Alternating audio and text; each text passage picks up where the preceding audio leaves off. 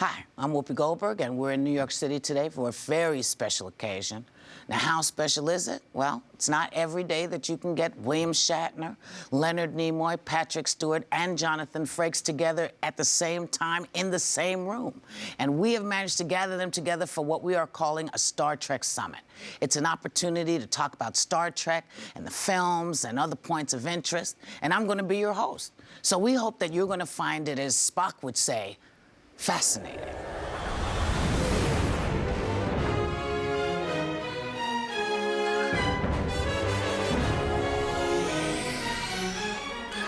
Live long and prosper.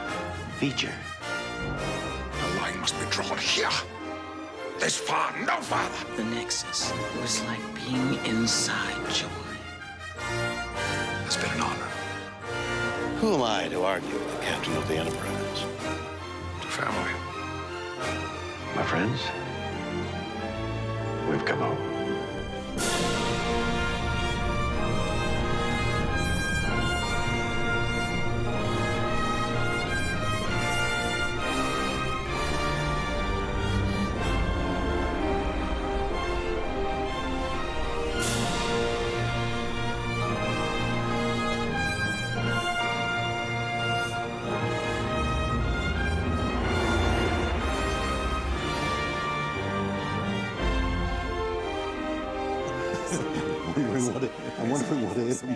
I want to welcome everybody to the first Star Trek Summit. First. But before we do anything else, have you all ever just sat down and hung out like this before? Is this the first time everybody's been together? No. You guys must have hung out. Well, you looked like you were hanging out. Yeah, we were loose. Loose? And Lenny and I have hung out. We have hung Lenny. out, yeah. And I've hung out with Patrick. Yeah, and we hung out longer than So you hung out. if I hung out with you, and I hung out with him, and you hung out with him, then you and I hung out, which means you hung out with him. I've hung out with you, and now I'm hanging out with you. Billy and I have spent some hanging time. Yes. We have. Now, this is the first time I've hung out with you two, though you had a huge part in my life, which I'll get to later on. Really? I want to hear that story Yeah. told. I've read this story. It is the truth. Tell it now. Yeah, Shall yeah. I, Go shall I start tell you with how it. I ended know up this with story? Star Trek? Yeah. Because when I was a kid growing up, there was never any black people. There were never any black people in the future. Yeah. There were never, when you look at all the sci-fi movies, there were never any black people until Star Trek. Right. And Nichelle Nichols, not only was she stunningly gorgeous, Yeah. but she was working there. She was the communications officer, and she knew stuff. So years go by, LeVar Burton comes to my house, I'm hanging out. I said, what are you doing? He said, I'm getting ready to do Star Trek. I said, what do you mean Star Trek? He said, they're making a new Star. I said, tell them I want to be on. A year goes by, I hear nothing. I call him, I say, did you tell them? He said, yeah, but they didn't believe me. Because this was when I was still a big star, you know. And they said, they told me, he said, that if you really want to do this, you'll call. So I called. And so they said, let's have lunch. So I went down and I sat with... All the big wigs. No, actually, it was just... Rick Berman, Gene Roddenberry. Just Gene and Rick, I think it was. And Gene sat and looked and he said, well, why? And I said, because you're the only way I knew I was here. So I'd like to be that for somebody else. Yeah. And he said, you're serious? I said, yeah.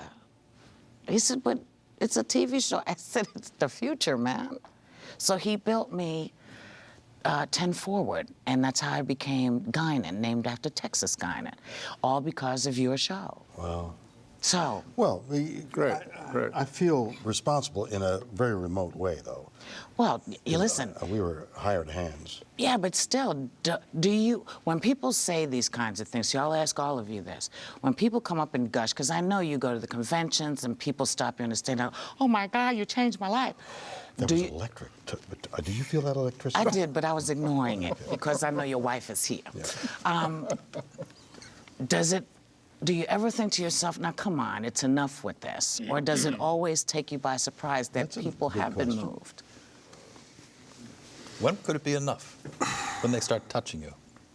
Yeah, inappropriate behavior, inappropriate physical contact is too much, I find. But that's never been your policy. Can you define inappropriate? Well, you know, people want you to sign body parts, for instance. Yeah, yeah. Sometimes I've you done know, that. they're no longer attached. You have done? I've never you've signed never done that? never signed a body part. No, I won't. You know what? I won't sign money either. I think it's because I'm not an American citizen. I feel if I were to sign a dollar bill, that they might arrest me or take away my green card. You know, so I won't sign money and I won't sign Fear, body parts. You may want to Fear reconsider the body parts thing. Why? You've signed body parts, I bet, haven't you, Bill? Seriously, I'm flattered when people say you've affected my life. I'm flattered by it, but there are permutations. I remember an experience I had early on when because Spock is the science officer and supposed to have all this amazing scientific knowledge. I was invited to go to Caltech, a major technical institute of learning. And I was introduced to these genius young people, and they're talking their way through their projects, explaining to me what they're doing. And I don't understand a word, not a word about what they're saying, and I'm just nodding sagely. And then finally they finish explaining what they're doing, and then they would say, well, what do you think? You know, and I would wisely say something like, you're on the right track. You know? It can be embarrassing. Yeah. You know? Hoping they wouldn't say what so track. I'm hoping they wouldn't say what track was that. Right, because they're narrow so gauge. identified with the character. You know.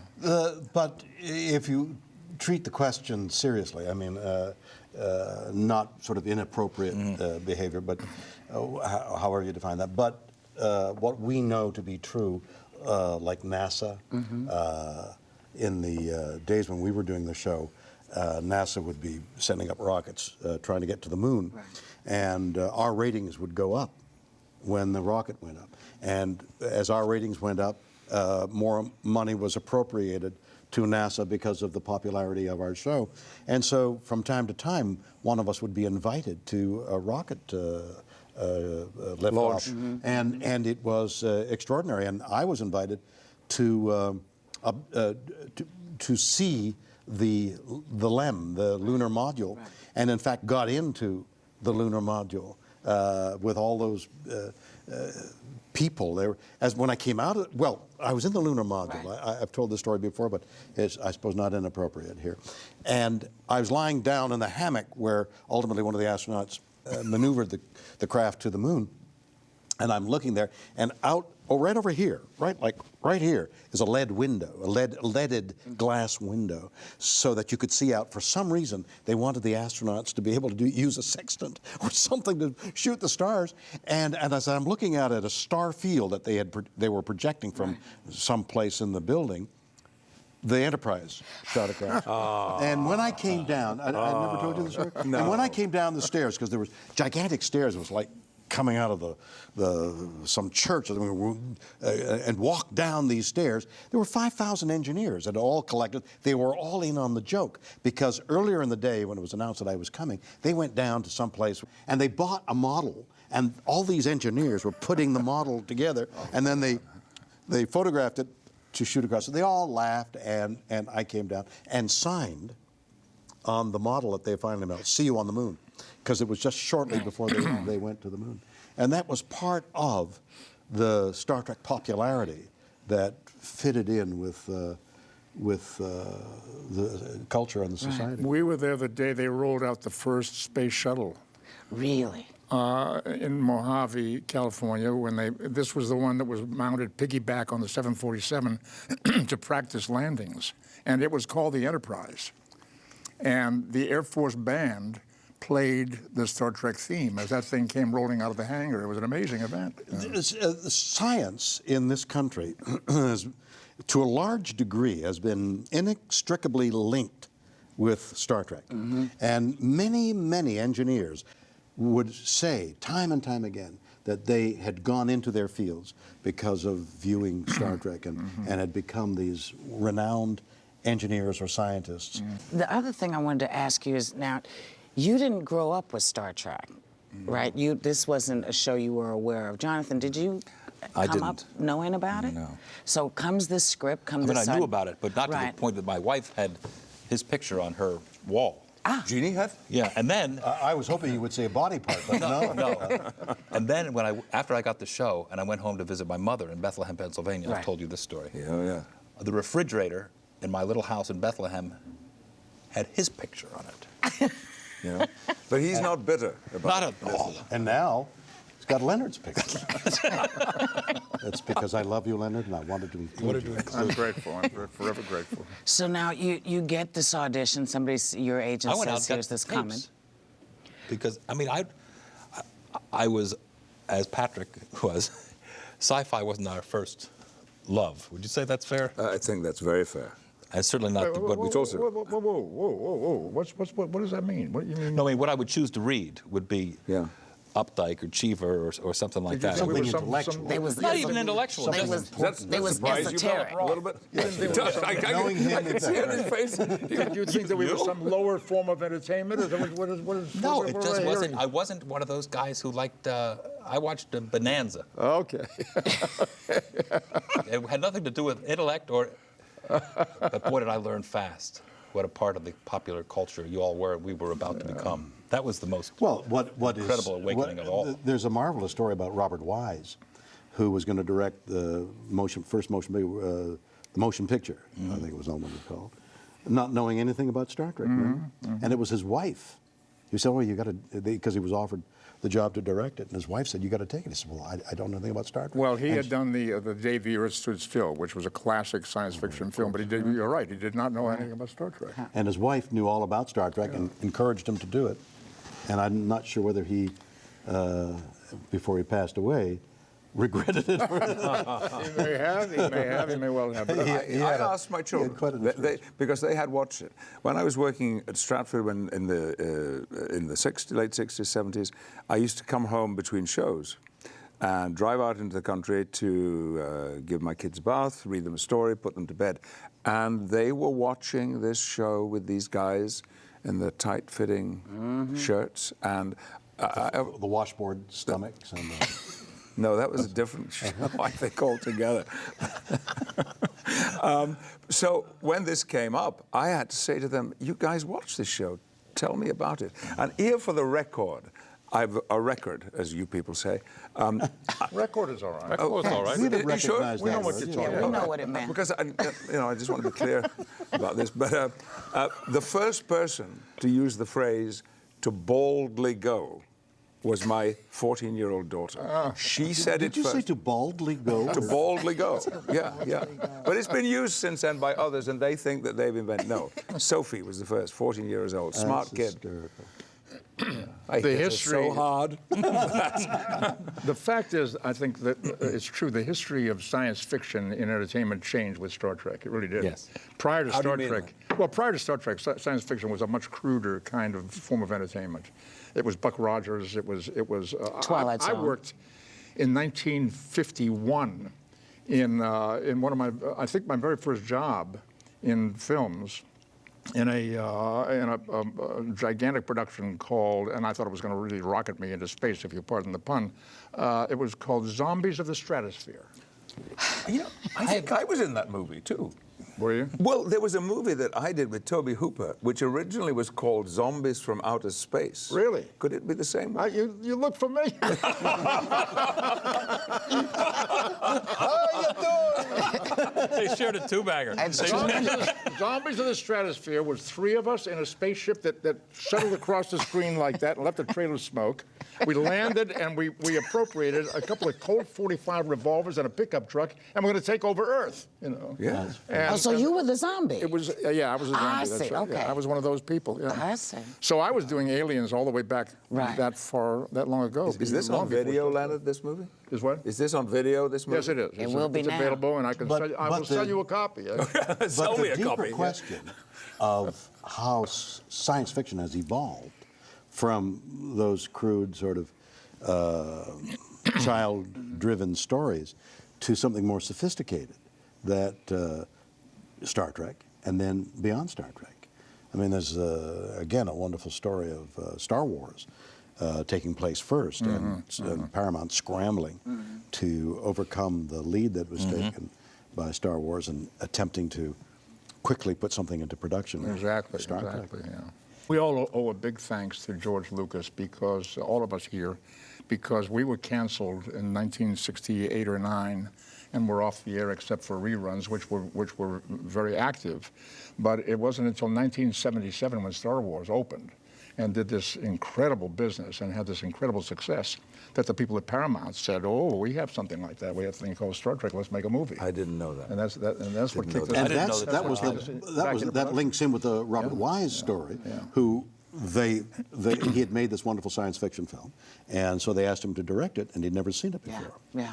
So it kind of links together. Now, when you heard that they were going to revive Star Trek, did you want to have some input? Did you want to help them out, or did you want it to just do what it was supposed to do? Is this a question you've answered a million times? Well, for the purposes of this DVD, why not answer it again? All right. Why are you looking at me? I've been dying to hear what they thought of us. Well, that's but where we're that's the going. truth. Isn't that where she's going? Leonard and I have... I know this is a little edgy. This is a little provocative because. Well, it is, because there were many mistakes made. Well, both by us? Before. No, you guys, latter day. Yeah, no, that's a big fist. I promise you. And you're looking good. No, we have stories of mistakes that were made in the making of. Why don't you start with yours? How far would I go? Let's see how For the far purposes he of takes this us. DVD? Well, let me reframe it then, because maybe it came out the wrong way. When I heard they were making You have the another play. way of Yes, of I it do. coming out? You'll see. Okay. When I heard they were doing the play of Color Purple, my first response was I was agitated. And then I thought, well, you're not going to do it. You haven't done it for 20. You don't think about doing it. So what's the problem? And it went away. So I wondered if the same thing came to you all. Why are they doing this again? It can't be done better than we did it. What's the point of it? Well, they were going to do, after we were canceled, Paramount was going to do a whole network and lead it off with the series Star Trek. Awesome.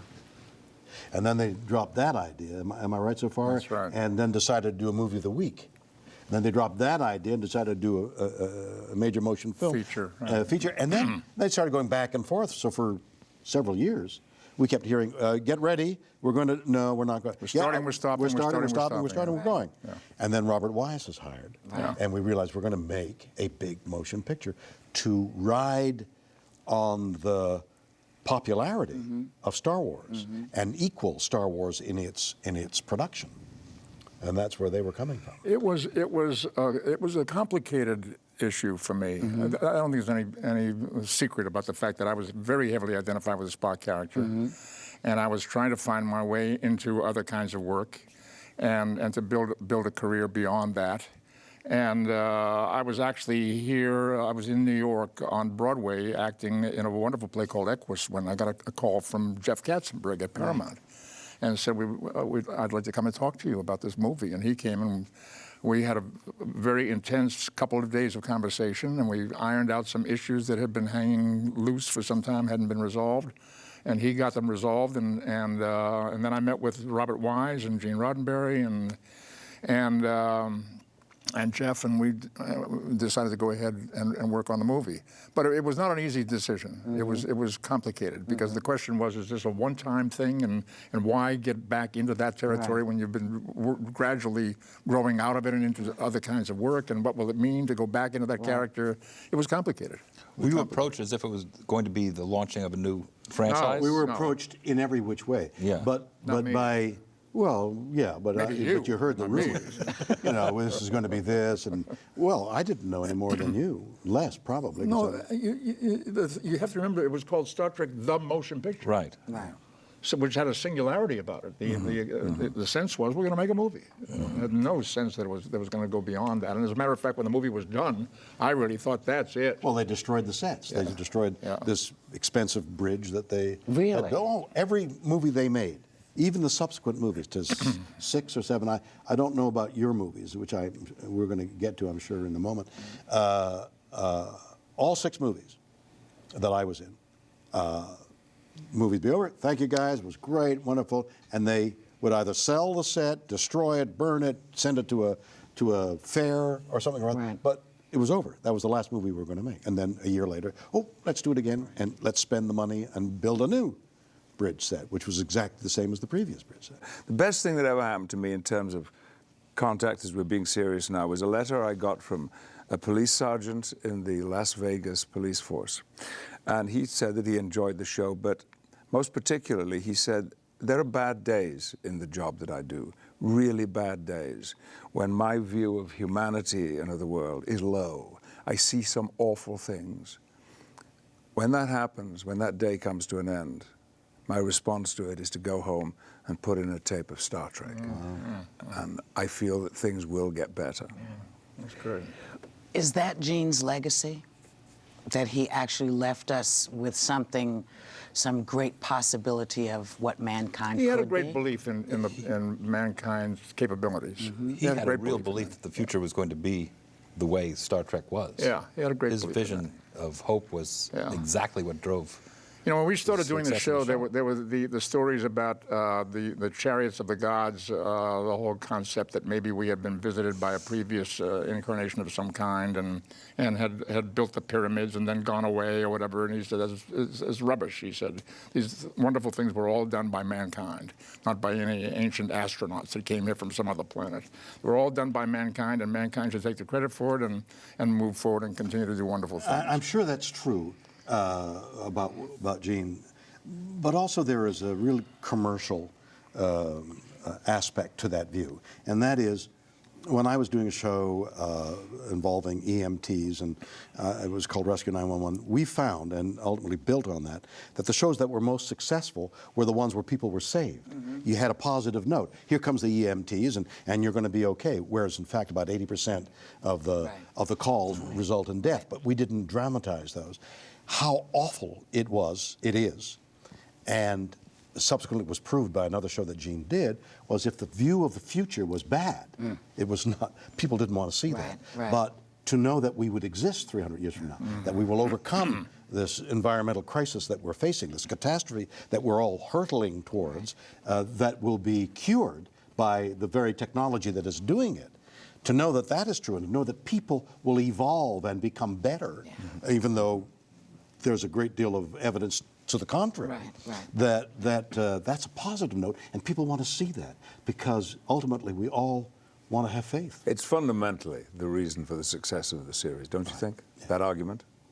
Absolutely. I think people are inspired by the anti-sexism and anti-racism that was practiced on all the shows for the last 40 years, and that the hope of that possibility, given what's going on in the world. I hear it from people every day, the same thing that you hear from this Vegas cop, that when things go bad, I go back to the show or something. It's like you. The story you opened with is really... I am you're the example. You're the living incarnation, right? I am.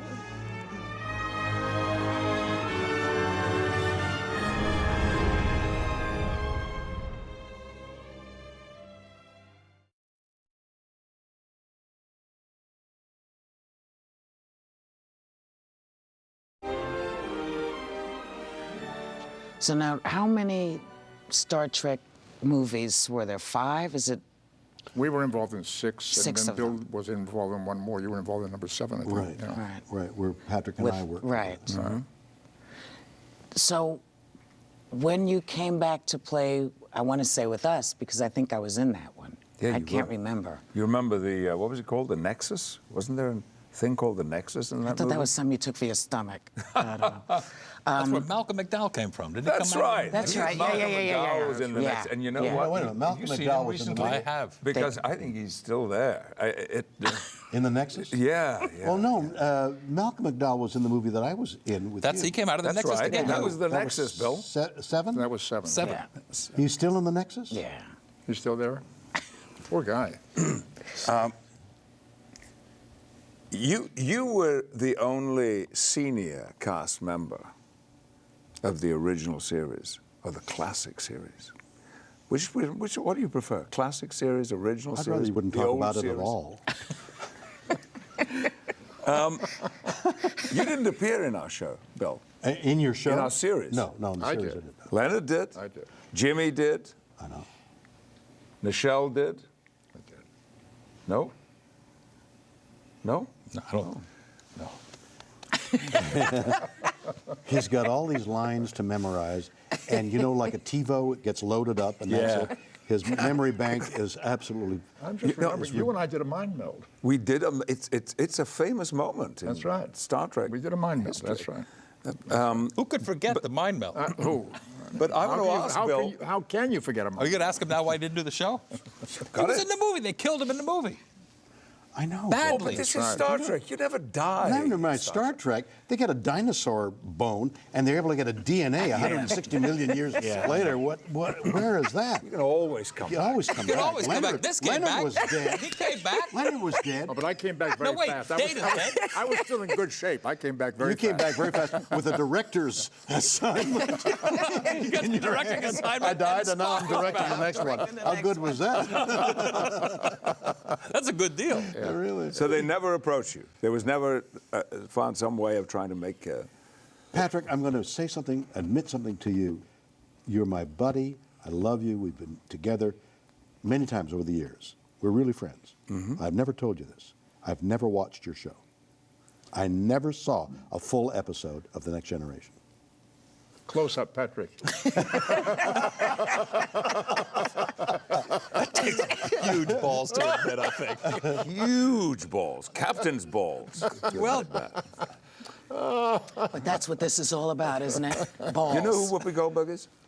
Well, you know, She's this wonderful, warm lady that every time she touches me, electricity shoots me. I'm going to ask you over one night. Over where? I'd show him which My episode place. you thinking. Which one do you think? Certainly none that he's in. Well, That's my point. That's 178. Did you do 178. 178 shows? Yeah. That's You could 100 have seen more than one me. of the bloody exactly shows. right. You could have watched That's one. We did 100 more shows 178 than we- hours. I know, but I don't watch TV. And then there was some. You don't watch Boston Legal? Have you seen the guy in Boston Legal? I've never watched Boston Legal. T.J. Hooker? I directed several, so the torture. You saw the director's cut only. Well, no, the torture was watching Russians. No, but the truth is, there was some reluctance, way buried deep. I must have had But some. it's coming out now. It's coming out now. Very healthy, I think. Not healthy. I think No, this is it's very healthy. healthy. Very, We for both it to feel come it's out or not to watch. I It's think hurting us. No, it's wonderful But it's that good it's for coming you. out. To be able to Yeah. to vomit. Come this on, Bill. Okay, Come on, Bill. I never watched it because Say it, Bill. I can't. You Look, can. you're safe. You're safe because with us. I'm a newsaholic. I watch the news. I love sports. I love almost movies. there. You were never almost watched there. hour-long for him? television. I don't buy Did you it. ever watch this? I don't buy it. Did you watch Bill, Autumn Bill, I Sunday? love you. You're my buddy. We're very close to each other, and you're lying. What are friends for? Yeah. I don't know. I'll tell you. Did you watch? The truth is this, that, and I've said this He's the one who before. want to answer that. He's I've never said this seen the show before, either. And I'm not trying to curry favor, but the fact is that when there was an announcement there was going to be a Next Generation with a whole new cast, I said, how's that going to work? Like, without us? Are you kidding? We were talking together. I can understand that. I can understand that Of too. course. And I'm glad you got it out in the open. And I said many times in public, they've carved out their own territory and they've done it, and I congratulate them. I think they're doing a wonderful job. But I don't, that's the truth. But what did you mean? It goes further than that. It goes further than that. In 7, with the I transitionary. was pointing at you. They said, Generations. We It's want called Leonard. Generations. The We want passing Leonard on to of be the in it. baton, the handing of the torch. Right. They wanted Leonard to be in it as well as myself. And They Leonard wanted said Leonard to no. direct it. They Leonard said didn't really no. want me in it. They didn't really, wanted you in No, it, and I they said, Leonard, didn't. I remember where we were, the parking lot at Paramount. I said, you've got to be in it. I'm not going to be in it. I said, Leonard, I grabbed him by the shoulder. You've got to be in it. I'm not going to be in it. He would You not. know what? We can tell you the truth about that. We didn't want Leonard in it. well, now I understand why it would have been a little bit tough. Good stuff. Because that was your bridge. That was your bridge. In fact, before you go ahead, Yeah. there was a line, Captain on the Bridge, right? Captain on the Bridge was the line. Right. Well, on our last scene, when this bridge collapsed, and on top of me, I said, bridge on the captain. They didn't buy it. We'll damn I them. support- That works at the conventions, doesn't it? That's a big one at the conventions. I swear to God. You I tried opened to with put that that? line. I was dying. Ridge on the cap. I wanted him to say that. I mean, they needed to see that we had a sense of humor about Yes. it. Yeah, nothing. But now, Leonard, let me ask you, because there is no character like you on The Next Generation. There's no one like you. Well, no, that's not exactly. Whoa, Data. Whoa, the who's android. Data? Whoa. Data. Well, but the Divided difference up, is, different. but Leonard is got skin and stuff. Data was pretty much an android. There's a difference. Well, And he had a mama. I remember his mama. To a degree, Data didn't have a to a mama. degree, you're right. In a You sense, know. you're right. But the fact is that it was presented to me that Data was the Next Generation's version of Spock. It was. Oh, I see. He's the I didn't sort of realize Spock that. idea I in see. the show. With a question I about came his the second emotional season. capacities and so forth. You know, and having a certain kind of brain power, like I do. You know. Right. But you know, Data got laid Never seen several you do times. something. Did He was Spock? fully functional. I was know, fully but he functional. wasn't getting He had any. 3 speeds. I know. Do them. Denise Crosby. Do them. Jonathan, do them. I wish it was my joke. It is yours now. It for is the mine. purposes of this But DVD. Bridge on the Captain I'm stealing, by the way. What? That'll be working at the next convention. Bridge on the Captain. You know what Bill said when we were doing the summit? Now, can we talk about some we have not, we've shied away from it, and I'm not sure why, but I suspect it's probably time to bring it up. We talk about the wardrobe. Oh. Please. God. Did you hate your spacesuit as much as... I hated it after lunch. Bam, bam, bam. I hated... You were thin. You were thin. I hated with spacesuit. Yeah. Didn't you? Jonathan I ruined several. God, don't even. He would. Sometime in the evening, he spilling would food on? He No. would just rip. He would literally tear them off his we had body. spandex spacesuits, and they'd go. I ripped, and I'd look at the poor wardrobe, and I go, oh no. What did you hate about it? It was so tight and so miserable. and You see, so- that was spandex. 2 years of spandex before we and- moved to those nice gabardine Well, and card who maneuver. do we have to thank for that? Bill, probably. Why Bill? No, you. No way. Thank me for anything. Well, you don't have to thank me. You have to thank my chiropractor, who said if they don't get you out of that suit, you're going to be permanently damaged. That's right. We used to have They the designed stirrups under these the- spandex suits with the stirrups, stirrups, didn't and you? every suit was designed at least one size too small, because Gene, and it was Gene, he insisted that we were absolutely wrinkle-free, smooth, and the only way to achieve that was to have the thing too tight, too So small. it'd be always pulling So like you were, this. it was pulling, and For you were 14 having hours to a day. resist Yeah. against it. That's you see. hard work.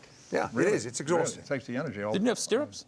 You have any stirrups on your show? On your No, Kazi's? The only stirrups we had were on horses, where they belong. The first film, when we made the first film, they wanted that immaculate look, and we had to be steamed before each shot. Yeah. There were guys with steamers would come and steam out any Everywhere? wrinkle before you walked Yeah, everywhere. absolutely. Yeah. It engorged. Sounds like fun. Yeah. It laid a lot of water in there.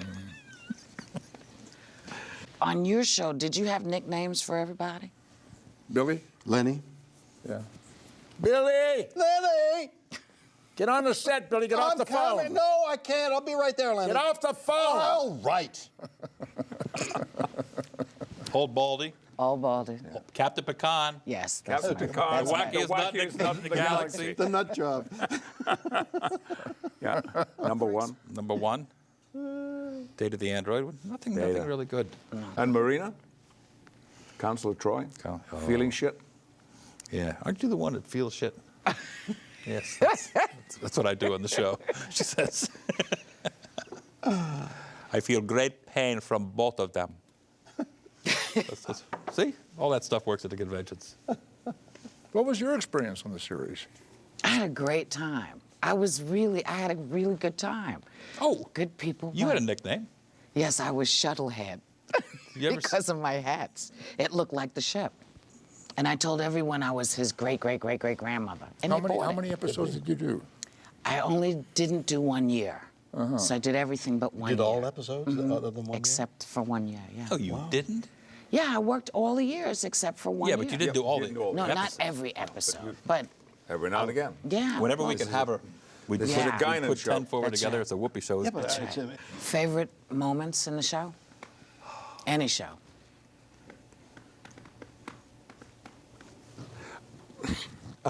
Yeah, this is hard because it's emotional. And I've never been able to tell this anecdote without, you see, it's beginning to happen to me, and I've got to do a show tonight, and I've got to keep my throat open. But when we were shooting the final moment of the last movie, and we had a scene in the ready room together, and we went on stage 7 o'clock in the morning to start rehearsing it, and I couldn't say the lines. Jonathan had to say to me, Captain, it's been an honor serving with you. And I had to say, no, number one, the honor was all mine. And I could not say those lines. And it was horrible. The reason you couldn't say them was because you were number one. He was number two. And he called you called him number one, and you were confused. I suppose so. I suppose so. Also, I was lying, too. Oh, God. That's a complicated moment. Very complicated. The question that I really want to ask you, because this has been on my mind, and maybe it's crazy or maybe it's not. Does it ever make you uncomfortable, this following that Star Trek has? I love this phrase. I don't want to bother you. But Excuse me, I don't want to bother you. You're already bothering me. What do you... Here's a perfect opportunity for Star Trek getting attention etiquette, okay? Okay. So if you were to say to all the folks that want to approach you, what is the best way to do it? What's the best way to approach you? Well, money. Money. Really matters. You just took the words right out of my... And you thought you doesn't weren't hurt, funny. Right, okay? right.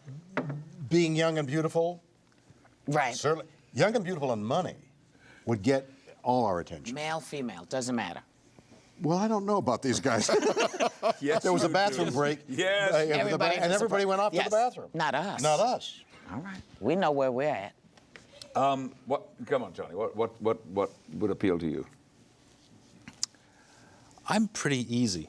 Yeah. I don't know that I'm the right... I don't like Do you to be wanna disturbed when I'm rephrase that? eating it. Well, I'm honored. I feel the way Leonard does, that it's a great deal. It's a great privilege that these people respond to our show. Or in my case, make absolutely certain that I'm not Ben Kingsley. That's always a really big Yeah, help. but how about if you haven't slept well last night? You're a little irritable. I mean, even your wife is going to get it. Here's the one. I've had this more than once. Hey, aren't you the guy? You were Dr. Kirk from Star Wars. whoa. How many wrongs are there in that? Well, I had a unique There are no experience rights. recently. You know, I've been doing a lot of photography work, and What, modeling? and no, click. Nude modeling? Yes. And the work is in galleries and museums. And I was at an event with my wife recently in Los Angeles, and we were walking to the parking lot after the event. Found ourselves walking with Tom Hanks, chatting on the way to the car. And Tom and I. As you do. Tom and I, yeah. And some young fellow with a camera comes running up and says, Mr. Hanks, can I have my picture taken with you?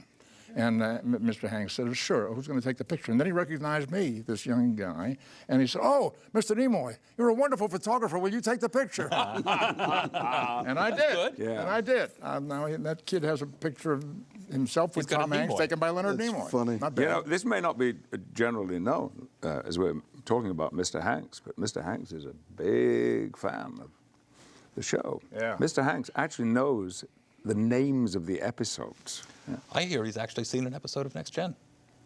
Really? That's what I've been Well, told. thank God there's one person who has seen it, because there are a lot of people that haven't seen any. Because Obviously part of one. I've seen the Brothers Karamazov. Several Is that an times. episode It was of Star just Trek? on. You were languishing somewhere, I'm sure. You'd done a lot of TV as well. You knew what it was to do.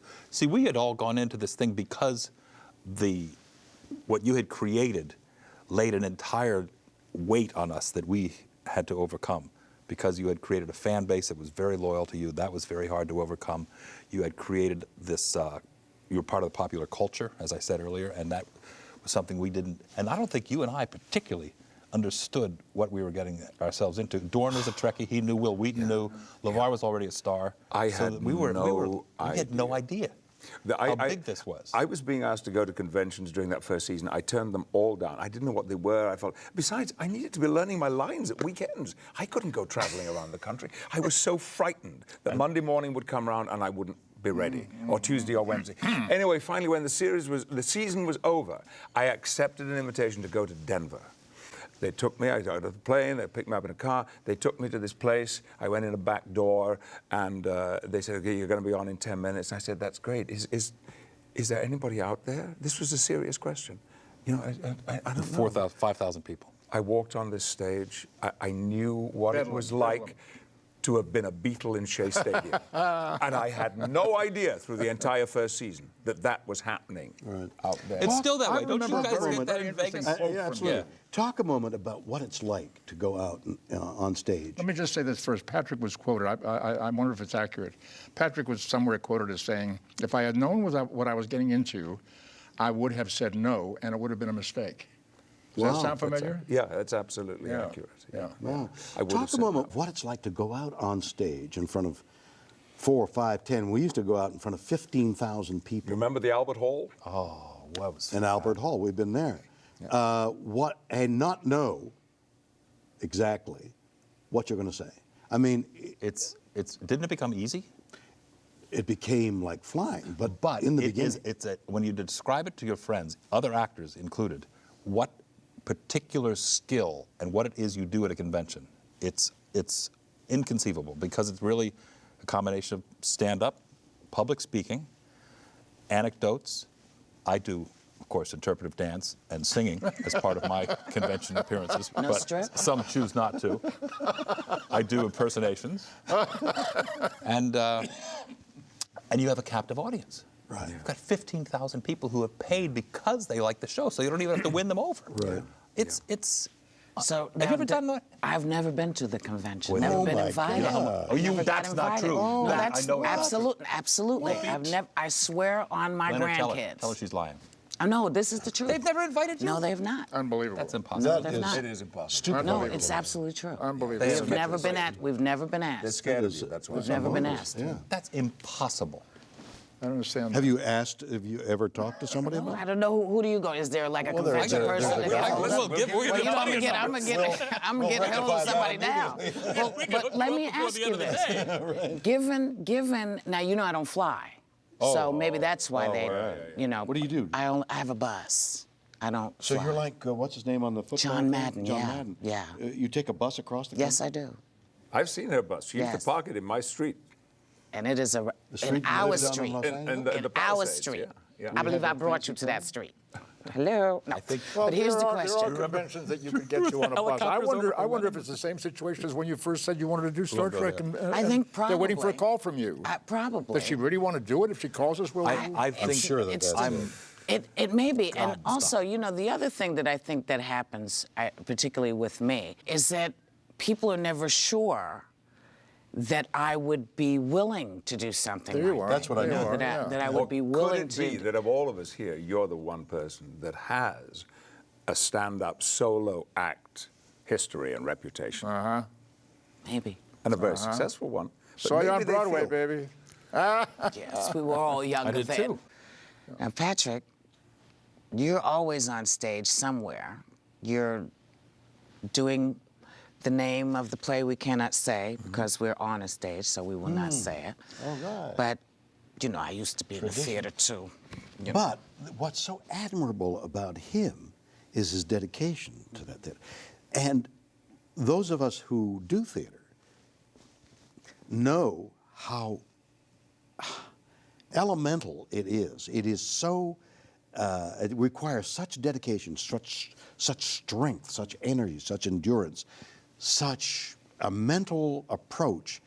It is the actor, the ultimate actor, really, who comes off successful movies and television and then goes back to connecting with the crowd. But it's the unbelievable. that's exact. I mean, without blowing smoke too much. Blow away. That's exactly how our show became successful because that's how he approached Picard, and the rest of us were sort of, it's like playing tennis with somebody who's a better tennis player. You go, ooh, ooh, ooh, ooh. That's how it's going to be. And he approached the work that way on the TV show with 8 pages as opposed to 5 acts. And Jonathan, you're directing. All I over do. the place. Is that something you always wanted to do? Did you always want to do It grew on me as I saw. I always thought that was the best job on the set. Mm-hmm. It's actually, I now think it's probably the best job in the world, to direct movies. And Leonard, your photography, we were talking about it just a moment ago, but you just did a book on these gigantic Zoftic women, these Large gigantic, women, yes. large, gorgeous, but big. I mean, these But are he has not also huge. a wonderful philosophy behind it, behind the book. Tell me, please. Well, the book really deals with the issue of body image in our culture. What is beautiful? We're being told by the fashion industry that a certain kind of body image is required to be considered beautiful. And the fact is that most people, particularly women, don't live in that kind of a body, and never will. But they're being told if you buy these pills or buy this diet or buy this exercise program or try this surgery, Right. you might get closer to the ideal. And it's just that carrot that's held out there for the sake of commerce, for the sake of money. And this book addresses that issue. It's a wonderful book. We you. talk about it quite a bit on our show. For a moment, I want to just talk to you for a second. From Twilight Zone to Boston Legal, do you ever stop? No. No. If I stopped, I might not start. I understand that. I understand. Yeah. No, I just, you keep going. Yeah. And sometimes it works and sometimes it doesn't. Boy, it's working for you now. Yeah. Oh. He's done a great job of changing careers. Seriously, from a leading man to a great character actor. And Well, he's just done it very successfully. evolution. Well, we've all done that. Done it very, very well. He did a great job.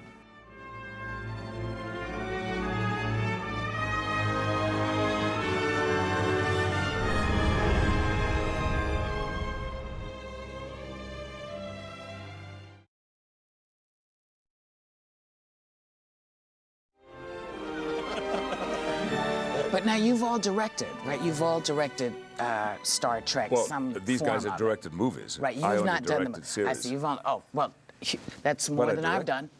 You directed me. I directed you, Yes, yeah. which is kind of the balance. When but Patrick directed our series, he said to me, Jonathan, you said. no. He was, is there any way that you could motivate kneeling, if you could kneel down, see there's that big open space over there, it would be great for me if while you're saying the line, if you can just, I said, sure, I'll try it for you, Patrick, whatever you like. Couldn't get the shot right. I couldn't get the Jonathan, shot. would you kneel? Could you kneel? You know what? He did. I did it. He knelt on the floor of the ship, on the deck of the ship. Because that's where the camera was. Oh, How man. did you motivate? I did it for him, because he did stuff for I me. know, but what could you possibly be thinking I was if your thinking- character, the captain I of the was ship, thinking what a wonderful kneeled actor he is. and knelt before him? Someday he may be a sir. My liege. Oh, my liege. In the engineering, that was it. It was in engineering, yeah. So But you- wait a minute. He directed you by saying, "Could you motivate?" No, he didn't even ask me to motivate him. He asked me to kneel. I just wanted his head Hey, down there, low I down. said I'd be happy to. Grouchos? We taught you how to do the Groucho, didn't we? You did. There's a lot of good American acting things you learned And that I use today. that you're using today. Yelling, for instance. I do a lot of yelling. at the Acting is moment. yelling. That's one of the first things I learned when I But you went to never Hollywood. yelled as the captain, right? Rarely. Very rare. Very rarely. rarely. I did say. You yelled at Alfred. We'll draw the line here. Yeah, I seem to remember saying. The only actor. That's not a yell. I could turn did here say into very 3 syllables. You did say this at one time, though, and I think I'm not sure if it was on camera. I have never, in my 30 years in the theater, been treated like this. I do remember hearing that once. What was it about? What was it about? Oh, I know something to do with Cold craft coffee service. or something. No cheese? The crackers were bad? Like, what is it? Cold coffee? But Whoopi was asking about directing. I'm going to help you out a little bit here. Oh, 'Cause, no, I mean, why? It was a good question. Listen, this is going to be, to me, this is just a joy because I've never gotten a set with all of you. So the things that you've been able to do, whether it's directing or acting, and in a bit we're going to talk about the things that are outside of Star Trek, but I just find it amazing. I want you to ask Bill about the first day that he heard, what was his reaction the first day that he heard that I was going to direct the next Star Trek film? Ask me. Bill, what was your reaction gonna the enjoy first this. time I'm you looking forward to heard this, too. that Leonard was going to direct the first Star Trek animation movie?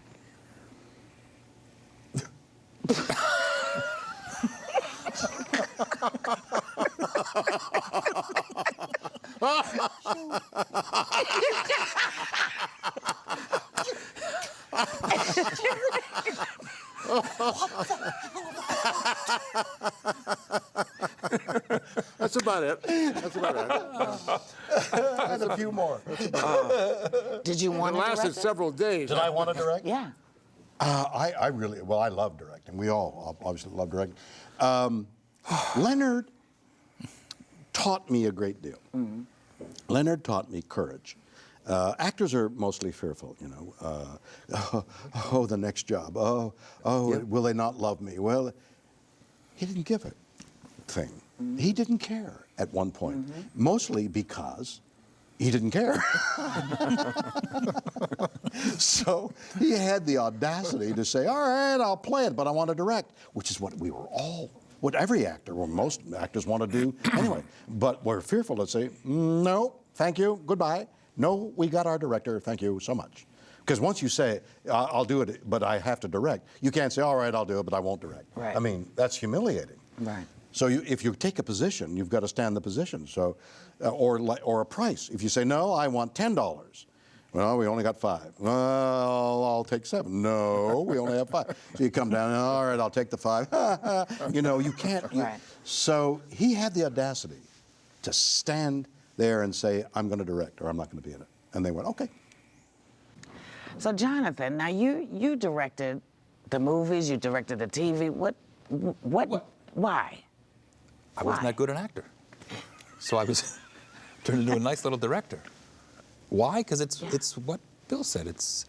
I don't know if you feel this way, but I know that I certainly did, that it was a dream to get to direct. It was something that you're more involved with the storytelling. I like the whole managing of the people, the casting a crew at the same time as you cast a cast, the whole, I loved it. And I loved being on the set every day. I loved the whole, and I had the company of my friends for my first movie. I had people who I trusted, whose opinion I valued. None of us on our show would have directed had it not been for Jonathan. That's me, Gates, LeVar, Michael. Have I missed anyone? Brent never wanted to, did he? No, he says he didn't. He said, Marina. But he'll come back with the next movie. It said, remember.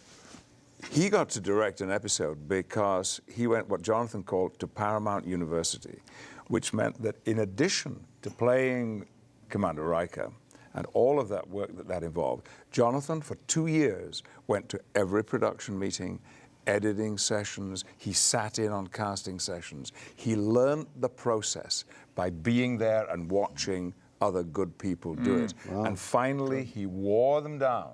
I did. The studio said, "Oh God, let's let him just give him one." And Jonathan walked onto that sound stage that first morning, stage 8 at Paramount, an authentic director. Wow. I don't think any of us were at first. LeVar, Michael, they've become directors. I was just having fun. I was just excited to be in a Hollywood studio. But he was authentic from the very beginning. And so it was entirely appropriate that when the second movie came along, that they should ask Jonathan to direct it. Bill and I asked for permission to direct during the making of the series, and we flat out refused.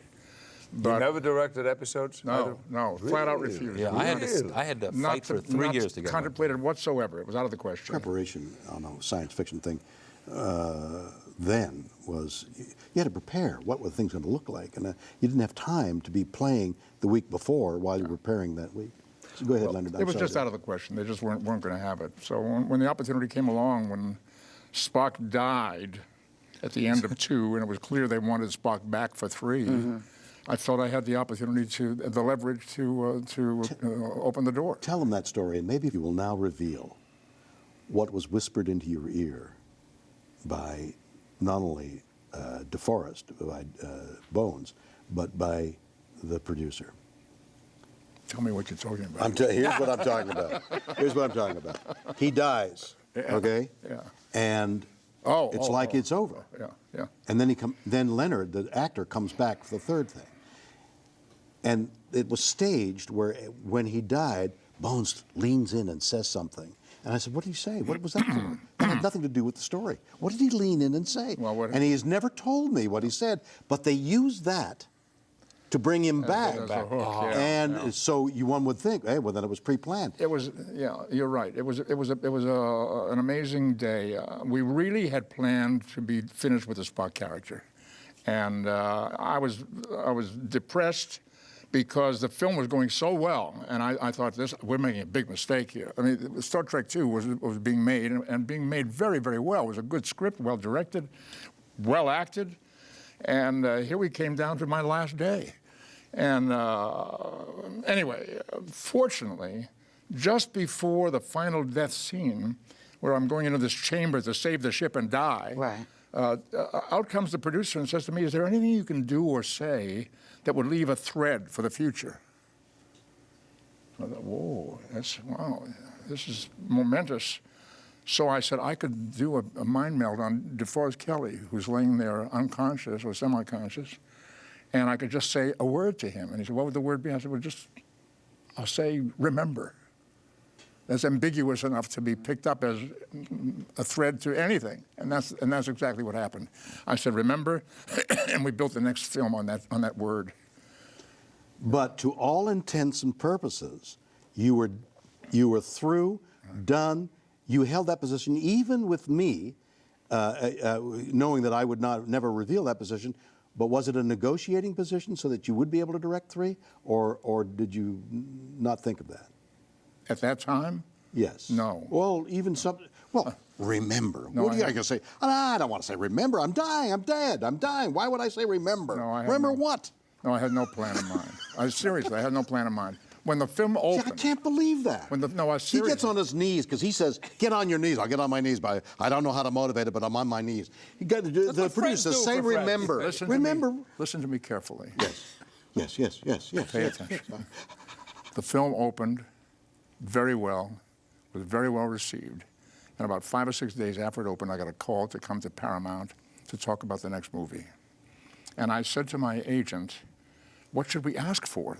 Obviously, they want me and they need me, and I'll get good money, but let's try to broaden the career. He said, right, what do you have in mind? I said, what do you think they would say if I told them I want to direct the film? He said, I think that's a great idea. And that's the way it happened. And this was en route to the meeting. And I walked into the producer's office, and he said, we'd like to know if you'd like to be involved in the making of the next Star Trek movie. I said, yeah, and I'd like to direct it. He said, oh, that's an interesting idea. Let's have a walk down the hall to Mr. Eisner. And that's the way it all started. You know, I'm just going to make one more shot at it, and then you got to tell your stories because we've been talking too much. I'm fascinated. Here's the thing. Here's what I don't understand. Stuff. Here's what I don't understand. Jonathan Frakes, wonderful actor. Yeah. The director says, can you motivate getting on your knees? Sure. Okay? I go, what? He's the captain of the ship. What's he going to do on his knees? How do you motivate that? The producer comes in and says, Leonard, you're dying, you're dead, you're gone. It's the end of 2. And can you say remember? Oh, sure, I can say remember. Every actor knows, well, what do you mean? What do I feel? What am I saying? Why am I kneeling? What am I saying remember for? Everything you do has a spine. I'm going to get on my knees. I'll be all right. You got to get there. Huh? Remember? Yeah, I'll say remember. There had to be something in there. No, you're absolutely right. I knew exactly what I was doing, and I had a plan that we would make 4 more. For the purposes of this DVD, 4 more That's right. movies. Make We would 4 make more. 4 more films, and I would direct 2 of them, and you would direct 1, and then I would produce 1, and then you would die. I had it all laid out. Now, Patrick, How did you know that? Settle. So he's the captain. why haven't you directed Or is it took us? a film, one of the films? I haven't would directed a you? film because I'm probably the only one of this group here. I don't know about you, Whoopi. I didn't want to direct the films. I was going to ask if you chose not to. Oh, deliberately. I think it came up. I think sitting in Sherry Lansing's office one day talking about the next movie, it was suggested, but I killed it flat. I killed it flat, and okay. Do you use the term blowing smoke here in this country? We- Absolutely. Yes, Yes. absolutely. When you puff on it, you blow smoke, absolutely. Well, I learned that phrase from him. He knows that. I didn't want to direct because of what I'd seen Jonathan do. particularly on his first movie, on Blowing smoke. yeah. It's like I don't want to direct in the theater either, because I've been lucky to work with great theater directors. I can't do what they do. Stick to what you can do. I love directing the series. In fact, I would say the 6 episodes I directed, they kept me going during those last years, 7 years. To know that somewhere in a few months' time there was an episode coming up with my name on it was fantastic. And to be directing these episodes with your pals in front of the camera, and even more important, with your pals behind the camera too. What did you do when you were directing? I asked him if he'd kneel down in an empty Yes, but no. He's never forgiven me for it. With your pals, you're wonderful friends, you love each other, but something in your actor's mind doesn't like, Jonathan, would you stop smiling? Come on. Yeah, We did Can all you of it. say to Yeah, your, we did your all of it. buddy, Absolutely. For 170, you did 179? Eight. And you're on the last. 178. Right, Bill. so 178. So on the 177th show, Jonathan says, Patrick, I can't stand the smile. Would you stop smiling? Yeah, sure. We said, Really? But we said that when we weren't directing. Yeah, we were said it. We was would- absolutely free. Things well, you were that, there. that It you was- wouldn't was- like about his performance. If would, you didn't have thick skin on our set, you Yeah, you were in really trouble. didn't survive. Really? It was Yeah. a very, Yeah. very brutal room. Tough room. It was. A tough I room. don't understand the distinction. You say you really enjoyed doing the episodes, but you did not want to direct the film. Yeah, because I'd been in the films and they were outside my abilities. The scale and scope of it was too huge. Also, I felt I couldn't play the captain and take on that responsibility. I don't know how it was for you, but when we were directing episodes, I hated it, the days when I had to act. And furthermore, I couldn't act in the episodes I directed. I used to walk same arm as leg. I was so stiff in my own episodes, and I tried to get them to cut my scenes down. They would do that anyway. They would give you an episode in which you were light. We never directed anything in which we were especially heavy. I understand that very well. The first Star Trek film that I directed, I was hardly in it. It was The Search for Spock, so I didn't have to show up until near the very end. They couldn't find you. Yeah. Well, they thought you were dead. The longer they couldn't find me, the better off. Remember, that's what it was about. I couldn't wait to get out of my uniform and into my jeans and T-shirt and get my viewfinder around my neck. And we had a great time on our show, and there are things that happened at the beginning. It came up recently. I was a pain in the ass. No. Jonathan, come on. Wait, generally? Oh yeah, I was at the beginning of the series. Talk about I that. was. Well, that was where you were blowing smoke. Wait, up, we're so- getting good stuff. So No, it this might was have the been beginning of- irritated. this It was- might have irritated the. Let him talk about it. I want to hear about it. Well, Doctor, He is like a shrink, isn't he? Yeah. I was scared. The whole reason for me being a pain in the ass is that I was frightened Of what? of the work that I'd been asked to do. I'd never done anything like that in my life before. I'd never worked in Hollywood. I'd never been in a Hollywood studio. All these people, they were so easy and relaxed and familiar with everything. And I had the responsibility of sitting in that chair. So what was it? How do you define? What are the results of a pain in the ass? Well, I took everything too seriously. And I required my colleagues to take it seriously too. And early on in the series, there was this famous meeting called by me. I was the captain after all. You know, you're number one on the call sheet. He still calls me number one. And I called them all together and I said, I really think it's important that we all start taking this work a little more seriously. I think there's too much fooling around. I can't believe I did this. Too much fooling around on the set, you know, too much joking about, we're wasting time. I said, you've got to remember, you know, we go home at different times of the day. These people, all these people, they're here 12 hours a day, more than that, day after day after day. So I think it's our responsibility. Can you believe that I made that? Would you have made that speech, Bill? I would have said the opposite. It was Leonard who would make that speech. Oh, I see. I do remember at the You're end. lying again. You're lying, right? Don't do that. I said, it was Denise. I think I would really like to hear from you what the cast reaction was to this performance. Well, I can tell you what Denise Crosby said.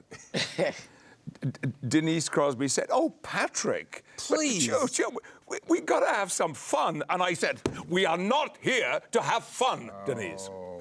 Very That famous was- quote. Yeah. Who said it had to be fun? Yeah. Wow. He was a pain in the ass. But you know what? That changed.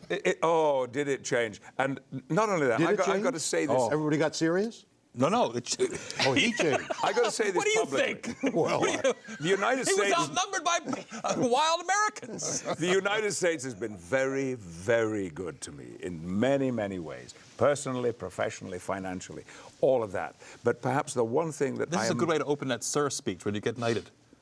Oh, you think so? Yeah. And then segue into the... yeah, but what about socially? Socially, yeah, too. But the point I'm trying to make is that America made me funny. I wasn't funny before I came to it. I mean, maybe, okay, it's up for debate. Maybe I'm still, you know. Now, you were amusing. Now you're funny. You're funny, haha, now. There, you're ha-ha And funny. that's thanks to the United States. And these guys, because No, I they think made you me were funny, under and the- I wasn't funny before. You were doing things that They're talking about you were themselves. working things out. We're having this conversation. They're trying to decide who would have made that Just take speech. the Who would have said, who was the roll more on the serious? Yeah. Now, Did you guys have that kind of... Leonard came from a school of acting similar to Patrick's. Different approaches, but he was Spock. In the first years, he was Spock for a variety of reasons. Mostly safety. I was submerged. Yeah. I really was. Personal safety, so he felt safe there, and he was somewhat dour. I mean, he's got a great sense of humor, and it only came out later. That's And were what you it was. wild from the beginning? I'm afraid so. I have one question that I would like to pose to each of you, which I would love for you each to answer. And that is, at this point in your life, and when you look at it, what did Star Trek mean for you? Looking at me? Sure. Are you looking at me? You looking at me? I'm looking at you. Well, ultimately, Star Trek meant everything. Star Trek was a springboard into the many things that I've done subsequent to that. Star Trek led me into being this celebrity thing that is box office, which means people want you to do work that they wouldn't ordinarily want you to do, but because you're popular, you're in the public eye, and you can get publicity for the thing you're doing. So talent aside, the celebrity thing brings with it the ability to do things you might want to do. Mm-hmm. And that's what has happened to me. Whatever negative things Star Trek might have brought are far inferior to the extraordinary luck that I've had because of Star Trek. Cool. Leonard? I arrived in Los Angeles when I was 19 years old, and from the time I was 19 to the time I was 35, I had increasingly better and better roles over the years, but never had a job that lasted longer than 2 weeks. So I was in that cycle that so many actors are in, which is, what's the next job and will there be another job? And you'd get a job, and when the job was finished after 4, 5, 6 days or 10 days, whatever it was, there's that empty feeling of walking off the lot or driving off the lot and not knowing when or where you're going to work again. So for me, for the first time to see my name actually painted on a dressing room door rather than put on in chalk and then ready to be obliterated after 6 or 7 days was a major event and a great blessing, great blessing. After Star Trek, I never again had to worry about finding work. I have never needed to worry about getting work since Star Trek first went on the air in September 1966, a gigantic change in my life. Nice. Patrick? Everything that Bill said, everything that Leonard said applies to me too. But there are two other things, for me, huge pride in what we did, in what we put on the screen, the television screen and subsequently the movie screen.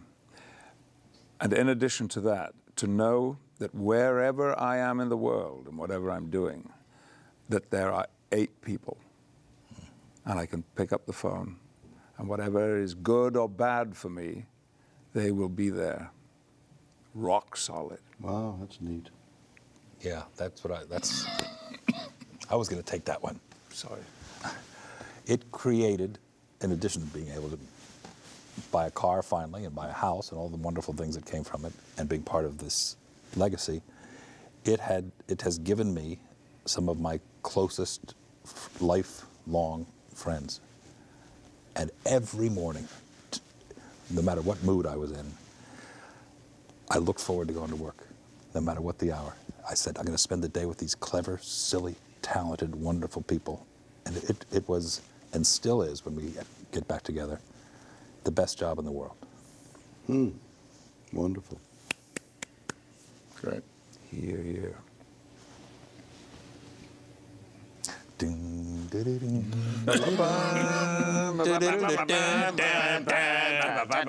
Oh, what was that other one? There was another one. I